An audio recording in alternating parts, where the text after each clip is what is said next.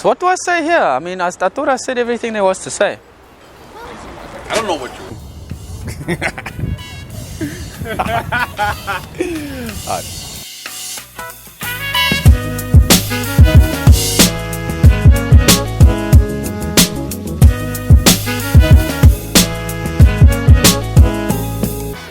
So welcome to the Yacht Club, everybody.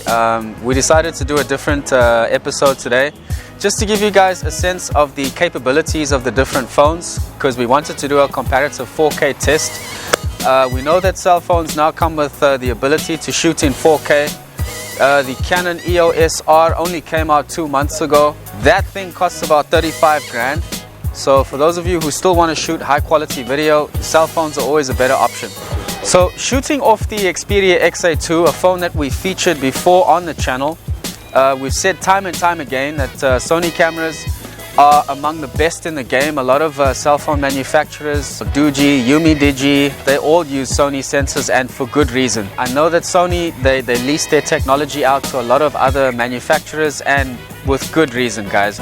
You are able to tweak the brightness settings while shooting in 4K. That's obviously a big plus if you're someone with a skin tone like mine.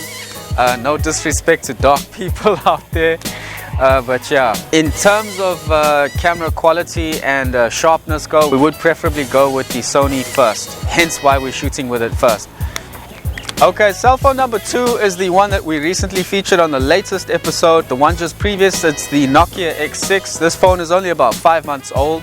It's a bit more of a budget option as compared to the XA2 Ultra, but also still comes with the ability to shoot in 4K. Unfortunately though, some of the camera settings, although the clarity is there, while in 4K you are not actually able to adjust the brightness settings on the Nokia, so having a consistent lighting source becomes key. If you would have noticed the brightness and the clarity in the previous video, that's only because we were indoors and there was a softbox light. Hence why it looks so fantastic, it's so amazing. I am almost convinced that I should actually shoot exclusively off the phone rather than the camera itself, but it still needs a lot of external controls and functions. That still means that you have to take into account a lot of the camera's shortcomings as well. So guys, if you are looking to purchase this particular phone, just make sure that you remember all of the things that I just mentioned.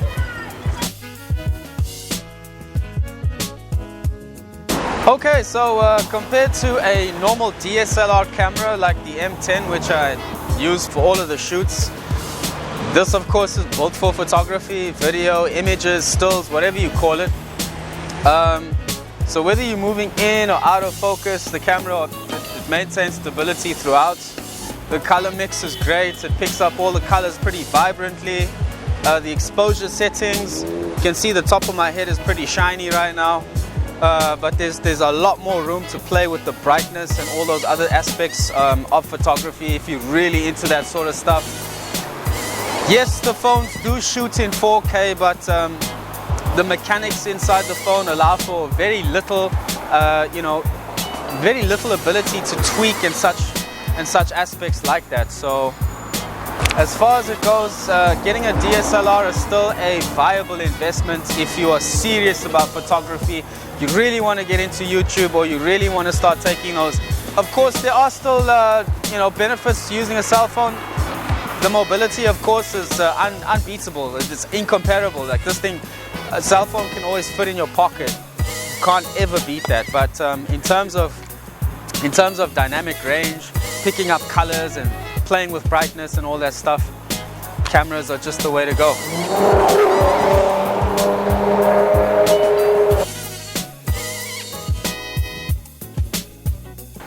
The 50mm is a preferred destination for many DSLR users because it allows for control of depth of field. It gives you that nice blurry background that a lot of people aim for in photography. And this is something that only DSLRs can do while in film. I'm yet to see a phone that has that capability.